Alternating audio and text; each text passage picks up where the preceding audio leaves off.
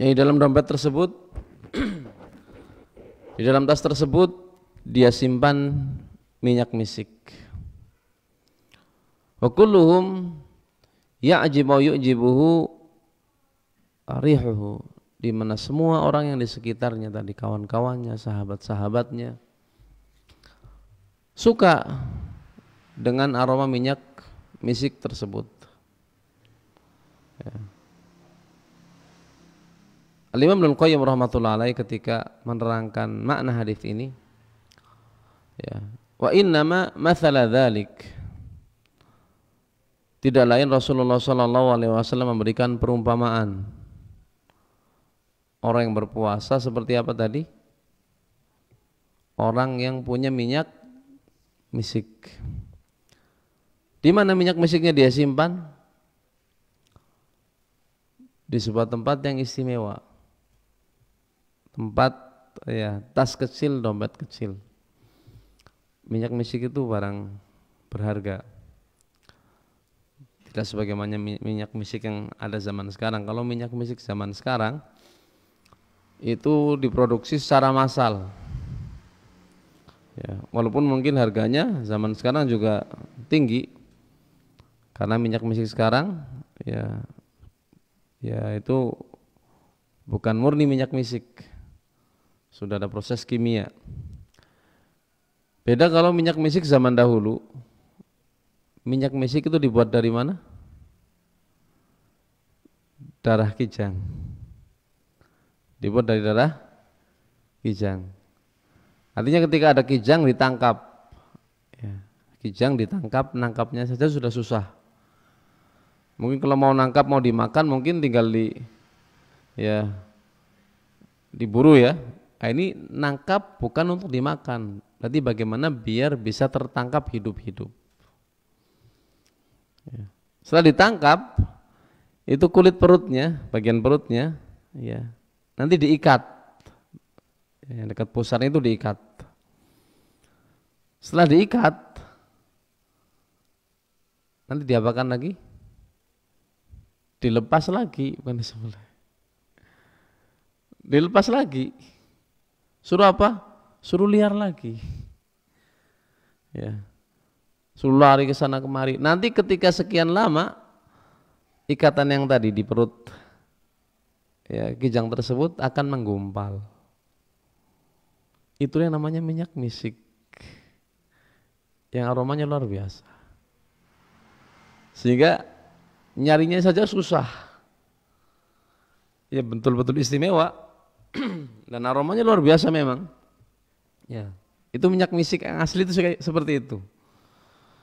Ya, sehingga barang istimewa. Ya, kira-kira nyimpannya di mana?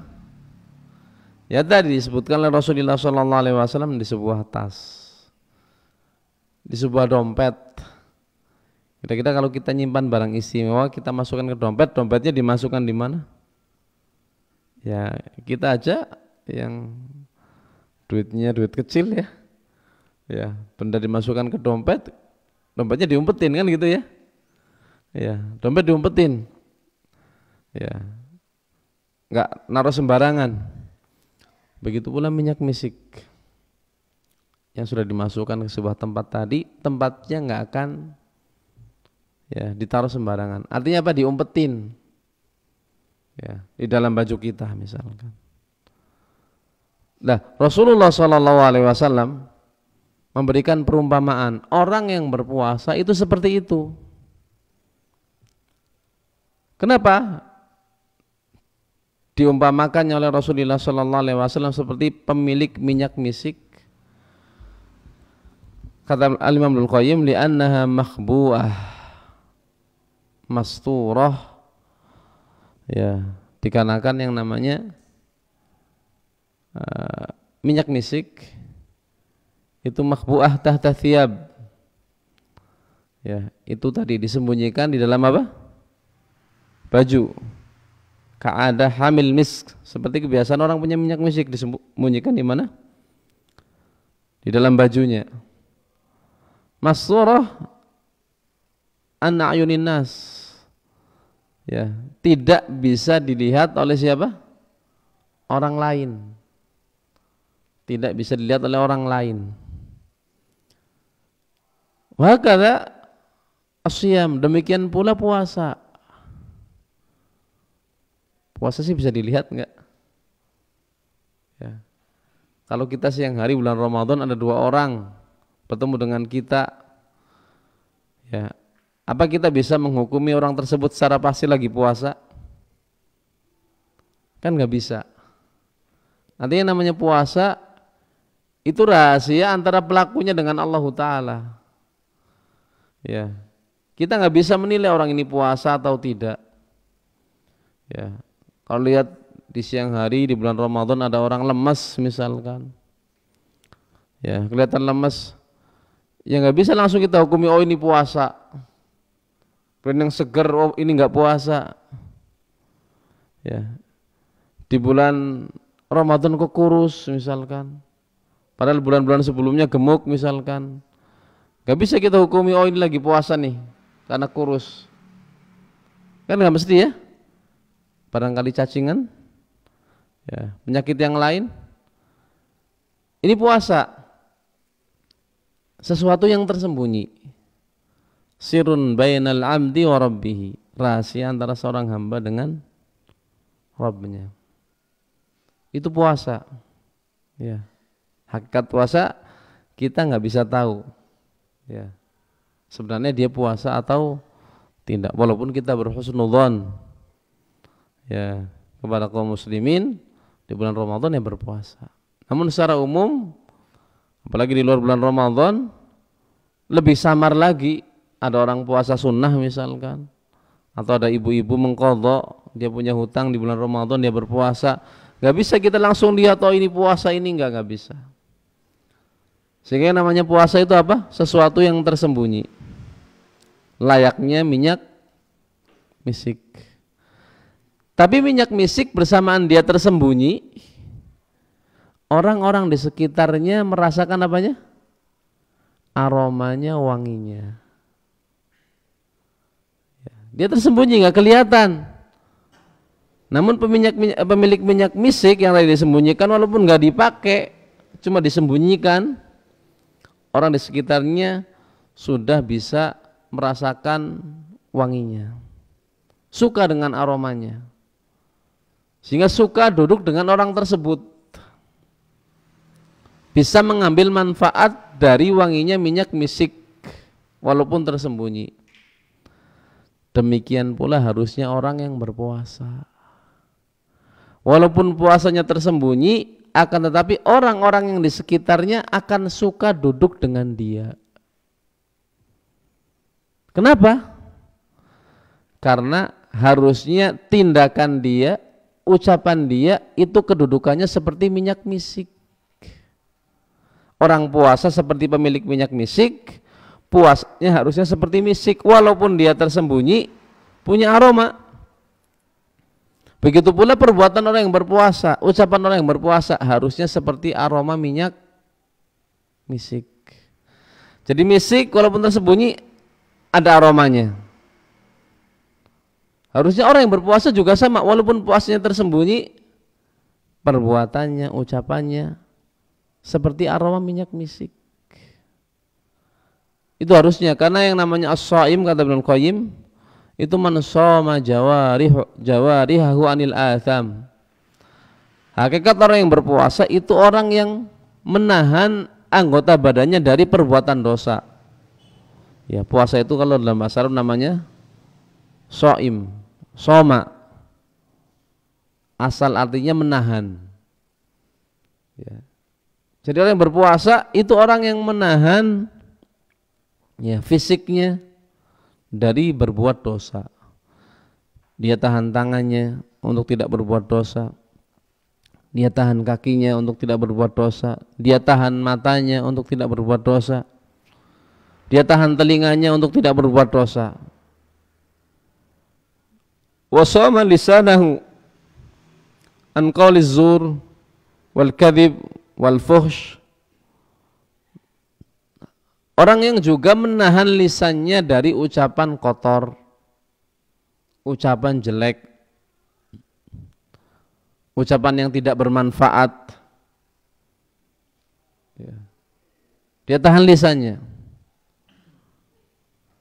Wa shoma batnahu an ta'am wasyarab, sebagaimana dia tahan perutnya dari mengkonsumsi makanan dan minuman.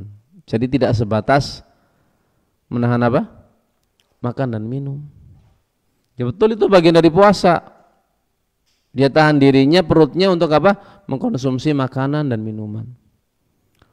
Wa shoma farjahu anir rafath, sebagaimana dia tahan kemaluannya untuk menggauli pasangannya, istrinya yang sah sekalipun. Itu puasa.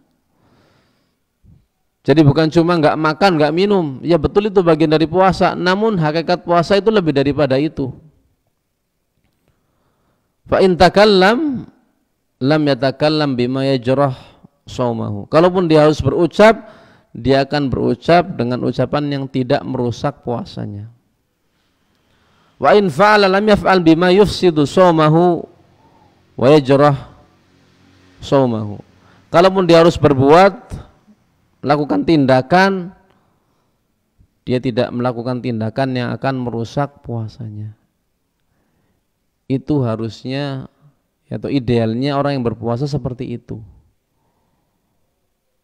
Ya. Sehingga orang yang duduk dengan orang yang berpuasa akan mengambil manfaat ya dari perbuatannya. Sebagaimana orang yang duduk di sekitar pemilik minyak misik dapat aroma yang sedap, harusnya orang yang duduk di sekitar orang yang berpuasa juga mendapatkan perilaku dari orang yang berpuasa. Ucapan orang yang berpuasa itu ucapan yang baik, perbuatan yang baik. Ya, harusnya orang yang duduk di sekitar orang yang berpuasa itu akan merasa aman dari kezaliman, ya, dari ucapan yang kotor, ya, dari ucapan dosa, rasani, ya, adu domba dan yang lainnya. Jadi ini idealnya. Rasulullah SAW memperumpamakan puasa dengan minyak misik. Aroma minyak misik berarti diumpamakan oleh Rasulullah SAW dengan perbuatan orang yang berpuasa, ucapan orang yang berpuasa. Makanya Rasulullah mengatakan dalam hadis yang lain, man lam yada' qaulaz zur, barang siapa yang tidak meninggalkan ucapan apa? Zur, ucapan dusta, ya, ucapan kotor, ya, sumpah palsu, persaksian palsu, ucapan kejelekan. Wal amala bihi, tidak meninggalkan perbuatan zur, tidak mau meninggalkan perbuatan dosa. Wal jahl, tidak mau meninggalkan kebodohan. Falaysa lillahi hajatun fi an yada'a ta'amahu wa syarabahu. Allah tidak butuh upaya dia meninggalkan apa? Makan dan minumnya. Tidak butuh terhadap usaha dia menahan diri dari mengkonsumsi makanan dan minuman. Rubba sha'imin hadduhu min siyamihil ju' wal atash. Banyak orang yang berpuasa tidak lain yang dia dapatkan kecuali sekedar apa? Lapar sama haus saja. Pahala puasanya tidak dia dapatkan. Kenapa tadi? Perbuatannya, ucapannya tidak mencerminkan orang yang berpuasa. Ya, ibarat minyak misik, baunya kok jelek. Harusnya minyak misik itu baunya harum, wangi, ini apa? Baunya jelek. Ya.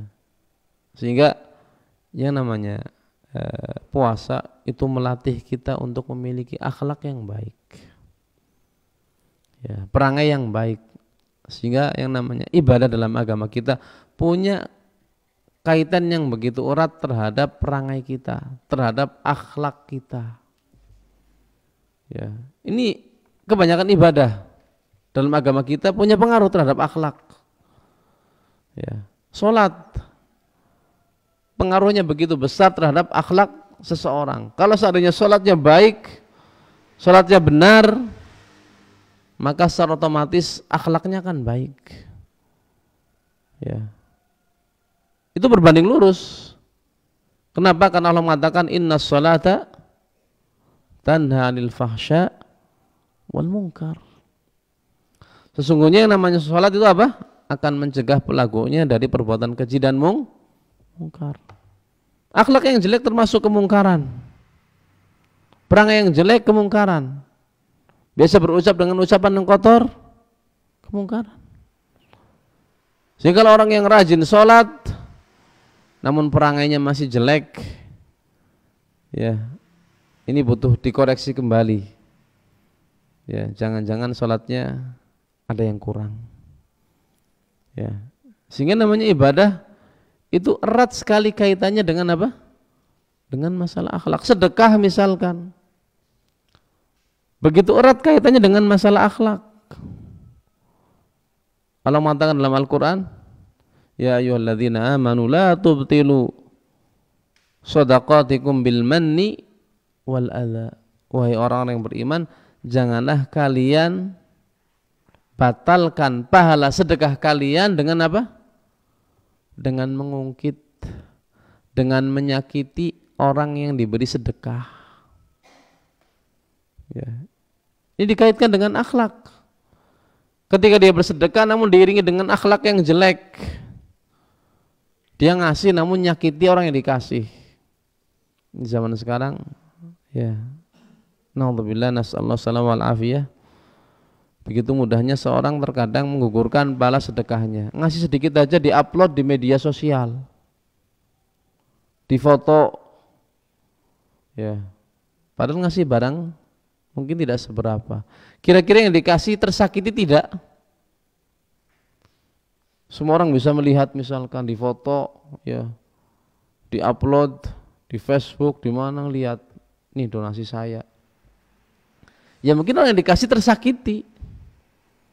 Ya. Malu istilahnya. Ya, malu. Ini zaman sekarang terkadang, ya, banyak orang seperti itu. Ya. Ingin berbuat kebaikan namun terkadang, ya tadi, ya, sambil menyakiti atau termasuk mengungkit. Ini akhlak yang jelek. Ini membuat pahala sedekah seseorang itu apa? Bisa hilang, gugur. Sehingga yang namanya akhlak, ya, itu perkara yang punya kaitan yang begitu erat dengan ibadah kita. Bahkan punya kaitan yang begitu erat terhadap akidah yang dimiliki seseorang, keimanan yang dimiliki seseorang. Ya, Rasulullah sallallahu alaihi wasallam menyebutkan dalam hadis Abi Hurairah radhiyallahu an, kata Rasulullah, akmalul mu'minina imanan, apa katanya? Ahsanuhum khuluqa. Ya, yang paling sempurna di antara kalian keimanannya. Yang paling sempurna di antara kalian keimanannya. Itu siapa? Orang yang paling bagus akhlaknya. Ya. Orang yang paling bagus apa? Akhlaknya. Ya. Sehingga semakin kuat iman seseorang, semakin baik iman seseorang, harusnya apa? Semakin bagus akhlaknya. Ya. Semakin apa? Bagus akhlaknya. Makanya kata Al-Halimi, ya, rahmatullah alaih, dalala anna husnal khuluq imanun. Hadis ini yang tadi kita baca, ya, hadisnya riwayat Al-Imam At-Tirmidzi, ya, bahwasanya akhlak yang baik itu bagian dari keimanan. Ya, bagian dari apa? Keimanan. Jadi jangan pernah kita mengesampingkan masalah akhlak. Ya, jangan anggapan yang penting belajar akidah-akidah tapi tidak menyinggung masalah akhlak. Ini ada kaitannya. Ya. Sehingga akhlak itu bagian dari keimanan. Makanya kalau kita lihat, ya, karyanya para ulama ketika membahas tentang masalah keimanan, ya, misalkan Al-Imam Ibnu Taimiyah punya kitab Al-Aqidah Al-Wasithiyah, kitab yang membahas tentang masalah akidah. Di akhir kitab beliau menyinggung masalah akhlak. Ya, disinggung, dibahas di situ. Padahal apa kaitannya masalah akhlak dengan masalah akidah? Tapi dibahas. Ini Rasulullah SAW memang menyebutkan bahwasanya yang paling sempurna di antara kalian keimanannya adalah orang yang paling bagus akhlaknya. Sehingga akhlak bagian dari keimanan. Karena iman itu bukan cuma keyakinan, tapi iman menurut ahli sunnah wal jamaah qaulun bil lisan, ucapan dengan lisan, wa i'tiqadun bil janan, keyakinan dengan hati, wal amal bil arkan, juga amalan dengan perbuatan. Yazidu bit ta'ah wa yanqusu bil ma'siyah. Yang namanya keimanan akan bisa bertambah dengan ketaatan dan akan berkurang dengan kemaksiatan. Ini iman. Bukan cuma sekedar apa yang dalam hati. Tidak, yang diucapkan, yang kita perbuat bagian dari keimanan. Makanya Rasul mengatakan apa? Al-iman bid'un wa sittuna syu'bah. Iman itu ada 60 sekian cabang. A'la, cabang yang paling tingginya qaulu la ilaha illallah. Pakai apa? Ucapan. Wa adnaha, cabang yang paling bawahnya apa? Imatatul adza anit thariq, menyingkirkan gangguan dari jalan. Ini akhlak bukan? Akhlak yang mulia. Menyingkirkan gangguan dari jalan, khawatir ada saudaranya terkena. Dia singkirkan. Wal haya, dan rasa malu. Akhlak bukan ini? Haya, rasa malu. Akhlak. Syu'batun minal iman, termasuk cabang dari keimanan. Sehingga namanya akhlak ini bagian dari keimanan. Sehingga wa'adamuhu nuqsanu iman. Orang yang tidak punya akhlak ini menunjukkan imannya kurang. Ya, kalau bahasanya anak sekarang nggak ada akhlak. Ya. Orang yang nggak ada akhlak berarti apa? Menunjukkan keimanannya minus. Imannya berkurang. Wa annal mu'minina yatafawatuna fi imanihim. Ya, dan kata Al-Halimi melanjutkan bahwasanya kaum mukminin itu imannya bertingkat-tingkat. Jadi berbeda-beda. Ya, tingkatan keimanan kita dengan keimanan sahabat Rasulullah sallallahu alaihi wasallam enggak bisa dibandingkan. Jauh. Ya. Tidak bisa kita kejar tingkat keimanan mereka. Fa ba'duhum akmal imanan min ba'd. Sebagian imannya lebih sempurna dibandingkan sebagian yang lain. Wa min thamma kana al-Mustafa ahsanan nasi khuluqa. Oleh karena itulah makanya Nabi kita Muhammad sallallahu alaihi wasallam itu manusia yang paling bagus akhlaknya. Itu Rasulullah sallallahu alaihi wasallam. Kenapa? Akhlak Rasulullah sallallahu alaihi wasallam paling bagus liqaunihi akmalahum imana. Dikarenakan memang Rasulullah sallallahu alaihi wasallam orang yang paling sempurna imannya. Ini Rasulullah sallallahu alaihi wasallam. Qudwah kita. Suri tauladan kita. Ya. Yang dipuji oleh Allah Ta'ala, wa innaka la'ala khuluqin azim. Sungguh engkau Muhammad betul-betul berada di atas yang agung. Di atas apa? Akhlak yang agung. Akhlak yang mulia. Ini Rasulullah SAW. Sehingga imannya ditampakkan oleh perangainya. Ya. Ada buktinya. Sehingga ini terkadang terluputkan. Dianggap akhlak itu sendiri, iman itu sendiri. Tidak. Akhlak punya kaitan yang begitu erat dengan iman seseorang. Karena tadi iman yazidu bitta'ah. Itu akan bertambah dengan apa? Ketaatan. Wa yanqusu bil ma'siyah. Akan berkurang dengan kemaksiatan. Ya. Dan akhlak yang baik termasuk ketaatan, bahkan ketaatan yang nilainya begitu besar dalam agama kita. Rasulullah SAW menerangkan tentang bagaimana tingginya kadar akhlak dalam agama kita dalam hadis Jabir atau dalam hadis Abi Darda radhiyallahu an. Ya, Nabi sallallahu alaihi wasallam bersabda, "Ma min syai'in athqalu fil mizan min husnil khuluq." Tidak ada amalan ya yang paling berat ketika ditimbang kelak pada hari kiamat dibandingkan akhlak yang baik.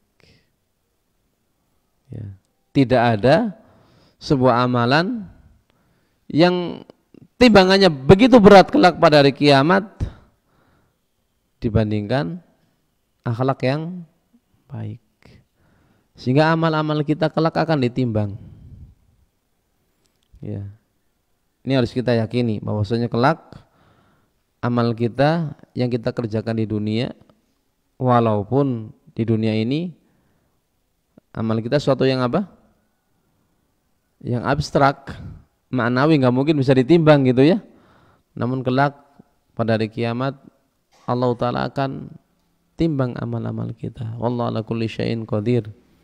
Allah Ta'ala maha mampu terhadap segala sesuatu. Amal kita akan ditimbang.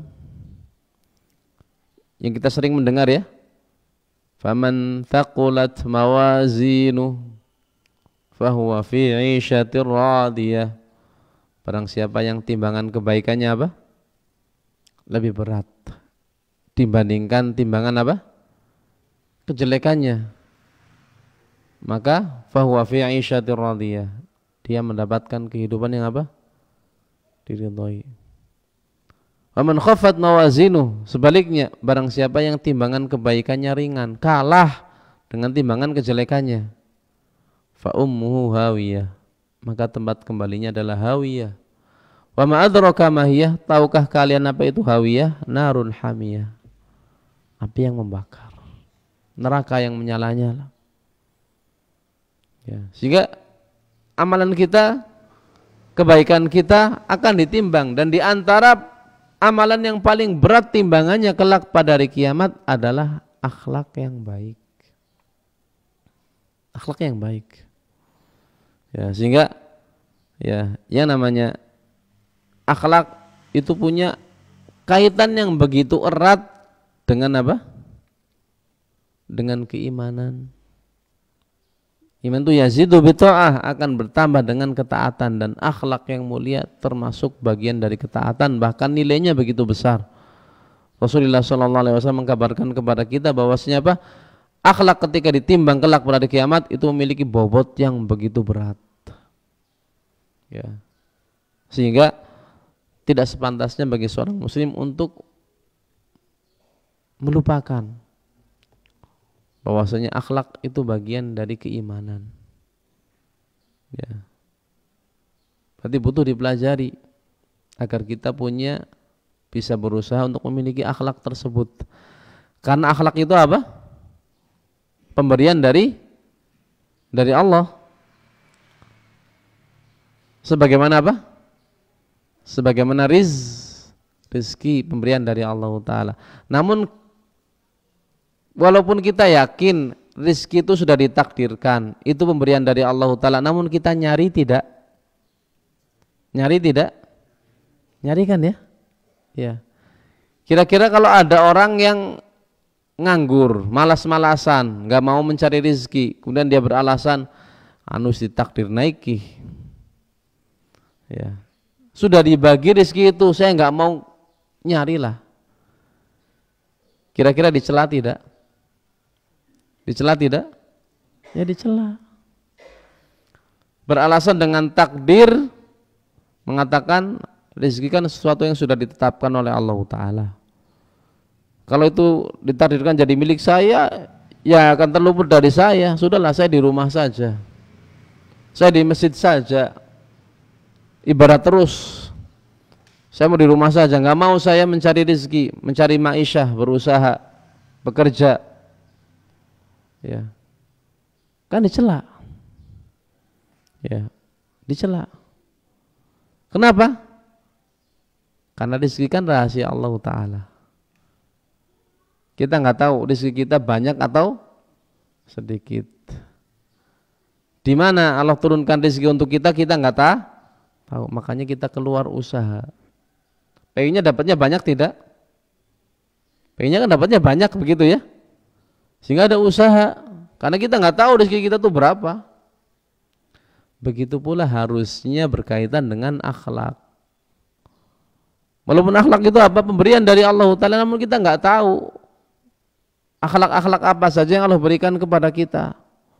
Perangai baik apa saja yang Allah berikan kepada kita. Sehingga pengennya kita punya akhlak yang baik, punya perangai yang baik. Sehingga caranya bagaimana? Ya dicari. Ya dicari sehingga ya diingatkan oleh Abdul Razak Al-Badr ya. Di sini falladzi yu'ti al-arzaq walladzi yu'til akhlaq. Ya. Zat yang memberikan rizki yaitu Allah Ta'ala. Yang membagi rizki, dia pula yang membagi akhlak. Ya, karena kata Abdullah bin Mas'ud radhiyallahu an, innallaha ta'ala qasama bainakum akhlaqakum kama qasama bainakum arzaqakum. Sungguh Allah Ta'ala ya memberikan kepada kalian, membagikan kepada kalian itu akhlak sebagaimana Allah Ta'ala membagikan kepada kalian rizkinya. Ya, jadi akhlak itu pemberian dari Allah Ta'ala sebagaimana rizki pemberian. Sehingga zat yang memberi kita rizki itu pula zat yang memberikan kita akhlak. Kata akhlak itu ketika kita itlakan maksudnya akhlak yang baik gitu ya, konotasinya sudah positif ya. Berakhlaklah, maksudnya berakhlak yang apa?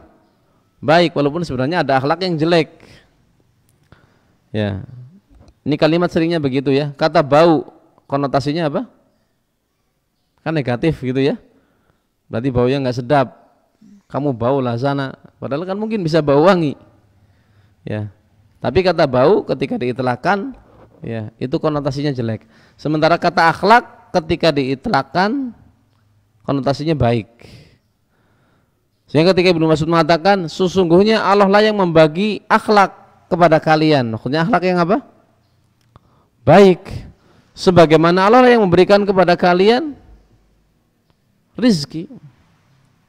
Sehingga zat yang memberikan akhlak kepada kita itu pula zat yang memberikan rezeki. Makanya kata Ibnu Qayyim rahmatullahi alaih, fa innal akhlaq itu mawahib. Yang namanya akhlak yang baik ya, itu merupakan karunia dari Allah Ta'ala, pemberian dari Allah Ta'ala. Yahabullahu minha ma yasha liman yasha. Allah berikan akhlak-akhlak yang baik tersebut kepada siapa yang Allah kehendaki. Ya. Dibagi perangai yang baik tersebut kepada siapa yang Allah kehendaki. Ya. Walihada kama annahu matlubun fi babil iktisabi rizki amran. Oleh karena itu ya, sebagaimana ketika kita mencari rizki tadi, walaupun rizki itu apa? Sudah ditakdirkan gitu ya, sudah dibagi, itu kita diperintahkan untuk mencarinya dan ada rambu-rambunya. Ketika kita mencari rizki, kita diperintahkan untuk menempuh dua hal.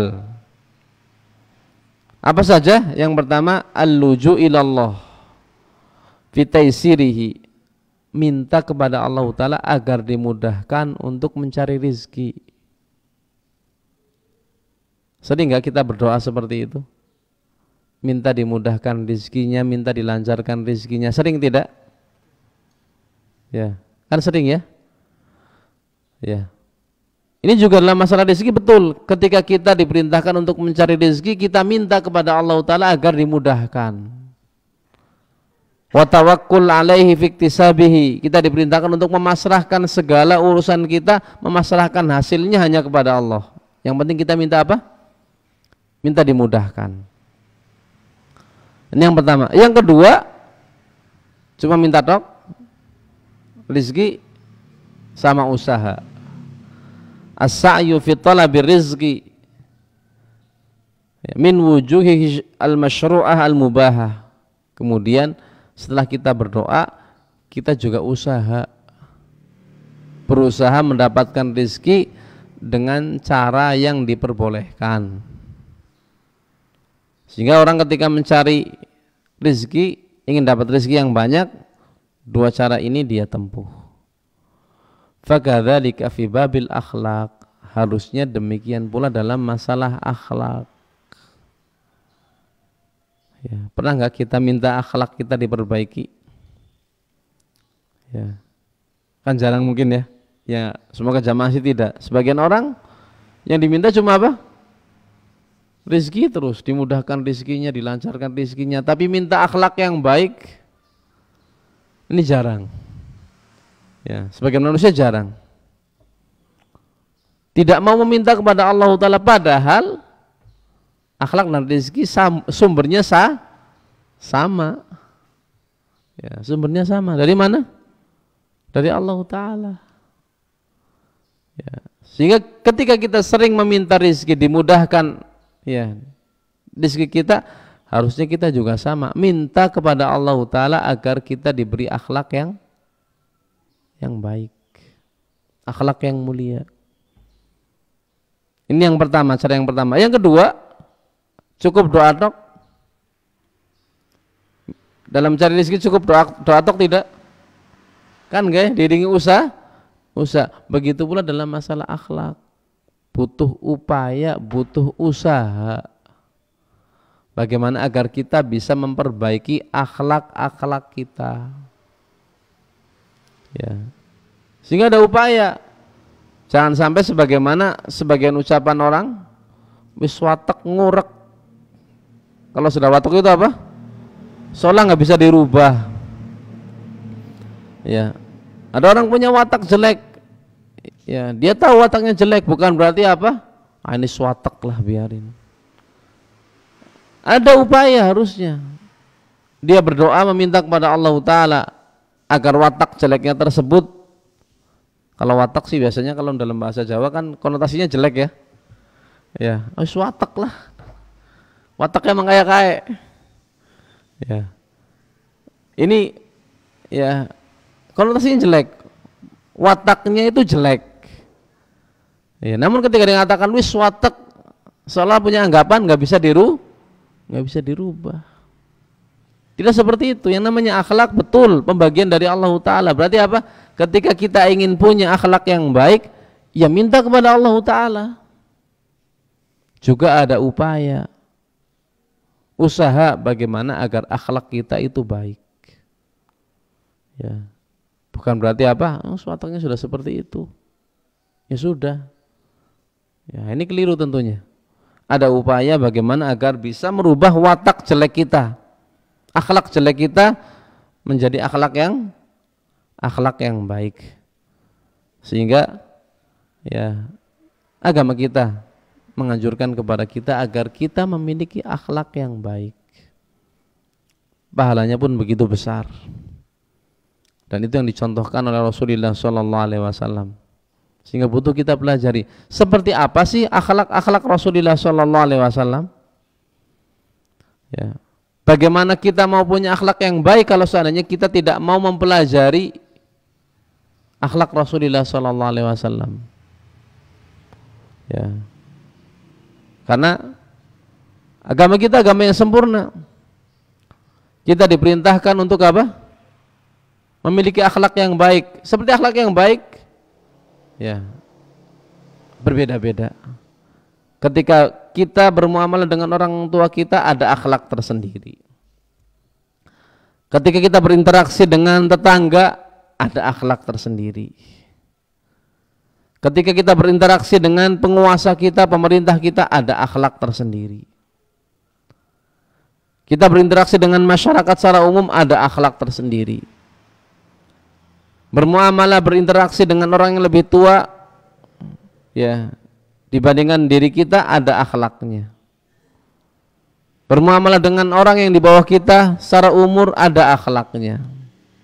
Kita punya pimpinan, bagaimana bermuamalah dengan mereka, ada akhlaknya. Kita punya bawahan, barangkali kita punya bawahan, bagaimana bermuamalah dengan mereka, ada akhlaknya. Kita punya anak, bagaimana bermuamalah dengan mereka? Ada. Kita punya kedua orang tua, bagaimana bermuamalah dengan mereka? Ada akhlaknya semua. Agamanya sempurna. Sehingga Rasulullah SAW tadi kata Al-Halimi dikatakan apa? Ahsanan nas khuluqa, manusia yang paling baik akhlaknya. Ya. Sehingga butuh kita mengenal Rasulullah SAW seperti apa akhlaknya. Ya. Manusia yang paling baik akhlaknya. Sehingga ketika ada orang yang mencela Rasulullah SAW, ini karena memang orang tersebut tidak mengenal Rasulullah SAW. Tidak mengenal. Mungkin betul ada istilah apa? Tak kenal maka tak sayang. Oh, nggak kenal Rasulullah SAW seperti apa akhlaknya, seperti apa perangainya, sebagaimana orang-orang kafir. Begitu mudah mencela Rasulullah SAW. Kenapa? Karena nggak mengenal beliau. Ya, SAW. Tidak mau mengenal kesehariannya, akhlaknya seperti apa. Sehingga kalau mau dia mempelajari Islam, ajaran Rasulullah SAW jujur, dengan ikhlas dia pelajari, dia mencari kebenaran. Ya, orang kafir sekalipun akan memuji Rasulullah SAW. Bahkan akan ya menjadikan hal tersebut sebab dia masuk ke dalam agama Islam. Sehingga perbuatan kaum muslimin zaman sekarang itu tidak menggambarkan Islam. Karena terkadang apa? Ada oknum dari kalangan kaum muslimin berbuat dengan perangai yang jelek, dianggap tuh Islam seperti itu. Ya. Kan nggak bisa jadi patokan gitu ya. Ya. Seperti kita lah. Ya. Perbuatan kita terkadang jelek. Perangai kita jelek. Bukan berarti itu menggambarkan Islam. Ya. Karena sebagian orang, wah tuh ajarannya kayak gitu tuh. Padahal itu akhlak kita, kejelekan kita. Ya. Tidak menggambarkan ajaran agama kita. Namun seringnya orang seperti itu. Ya, sehingga perbuatan kaum muslimin di zaman sekarang, akhlak kaum muslimin di zaman sekarang itu tidak mencerminkan agama Islam, betul-betul mencerminkan. Sebagian ada yang mencerminkan namun tidak secara keseluruhan. Ya. Belajar akidah sudah luar biasa, belajar manhaj namun akhlaknya apa? Jelek. Wah, memang ajarannya seperti itu. Nggak bisa dipastikan seperti itu. Ya, nggak bisa dipastikan. Sehingga butuh seorang apa? Untuk mempelajari akhlak yang diajarkan oleh Rasulullah SAW. Apalagi Rasulullah SAW mengatakan apa? Innama bu'ithu liutammima makarimal akhlak. Tidak lain, aku diutus untuk menyempurnakan ya akhlak-akhlak yang baik. Sehingga Rasulullah SAW diutus oleh Allah Ta'ala untuk ya mengajak kita semua, mengajak manusia untuk memiliki akhlak yang baik. Di mana Rasulullah SAW ketika mengajak kepada kita, mengajak kepada manusia untuk memiliki akhlak yang baik, beliau ajak dengan ucapan dan juga dengan perbuatan. Dengan ucapan juga dengan contoh. Tidak seperti kita ya. Kalau ngajak seringnya apa? Cuma dengan lisan, nggak mau nyontoni. Ngomong ke anak kita, Mas jangan dusta ya, jangan suka bohong. Ini lisan kita. Namun perbuatannya, terkadang kita sering bohong sama anak-anak kita. Seringnya mana yang diambil oleh anak kita? Ucapan kita atau perbuatan kita? Seringnya perbuatan kita. Ya, jadi jangan sampai kita mengajak anak kita misalkan untuk berbuat kebaikan, namun kita berbuat sebaliknya. Ya, anaknya nggak boleh ngerokok, dianya ngerokok. Ya, si anak akan berpikiran apa? Oh berarti nggak boleh ngerokok tuh sekarang. Kalau nanti berarti boleh. Kan begitu ya? Akhirnya pikiran anak-anak kan seperti itu. Oh berarti nggak boleh ngerokok tuh karena masih kecil. Kalau sudah besar ya kayak bapak besar, berarti boleh misalkan. Ya. nggak boleh ngerokok sama bapak. Oh berarti karena saya masih kecil misalkan. Ya ini kan ya nggak efektif. Ya itu kita. Ya seringnya kita mengajak orang lain kepada kebaikan, namun terkadang kita menyelisihi kebaikan tersebut. Sehingga terkadang apa yang kita serukan, apa yang kita dakwahkan terkadang tidak efektif. Berbeda dengan Rasulullah SAW mengajak manusia untuk memiliki akhlak yang baik. Beliau ajak dengan lisan beliau, yang itu wahyu dari Allah Ta'ala. Wa ma yantiqu 'anil hawa in wa illa wahyun yuha. Bersama dengan itu Rasulullah SAW memberikan contoh, sehingga sangat pantas kalau seandainya Rasulullah SAW dijadikan sebagai suri tauladan. Ayat yang sering kita dengar, laqad kana lakum fi Rasulillahi uswatun hasanah. Namun terkadang cuma sekedar dibaca. Sering kita dengar, sungguh ada pada diri Rasulullah SAW contoh yang baik, suri tauladan yang baik. Namun ketika diajarkan, ini loh ajaran Rasulullah, emoh. Kenapa? Nggak cocok dengan lingkungannya, nggak cocok dengan golongannya. Nah sih bagaimana? Katanya kuduahnya Rasulullah SAW. Kuduah apanya? Harusnya kuduah akhlaknya, kuduah perangainya. Ya, diikuti ajarannya. Ya, sehingga Rasulullah SAW mengajak kepada kita dengan ucapannya juga dengan perbuatannya.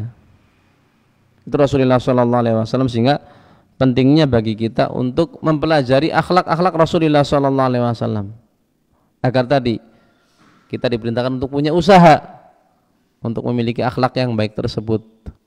Bagaimana kita akan berusaha untuk mendapatkannya sementara kalau seandainya kita tidak tahu. Sehingga kita pelajari akhlak Rasulullah SAW agar kita bisa meniru.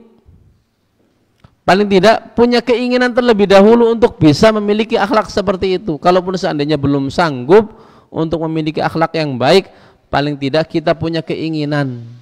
Kalau sudah punya keinginan, akhirnya kita berdoa, kita juga berusaha. Lah kalau sudah nggak ingin, ya pengen saja enggak, ya akhirnya tadi nggak mau usaha, nggak mau berdoa. Sehingga ini diantara ya pentingnya akhlak dalam agama kita. Jangan sampai kita kesampingkan masalah akhlak. Karena tadi yang namanya akhlak punya kaitan yang begitu erat dengan ibadah kita. Punya kaitan yang begitu erat dengan masalah keimanan. Ya. Tidak sepatutnya seorang muslim mengesampingkan masalah akhlak. Bahkan terkadang dakwah Islam yang kita semua terkadang mendakwahkan agama kita, walaupun tidak dengan lisan kita, namun dengan apa? Dengan perbuatan kita. Jangan sampai perbuatan kita, akhlak kita yang jelek terkadang membuat orang lari dari Islam. Sebagaimana ini yang memang dipropagandakan oleh musuh-musuh Islam, menggambarkan Islam itu agama yang keras, radikal, agama yang kasar. Ya. Digambarkan seperti itu, ingin membuat orang lari dari Islam. Sehingga jangan sampai kita punya andil untuk membuat orang lain lari dari Islam. Harusnya dengan perbuatan kita mengundang orang lain untuk apa? Bisa masuk ke dalam agama Islam, tidak lari dari Islam.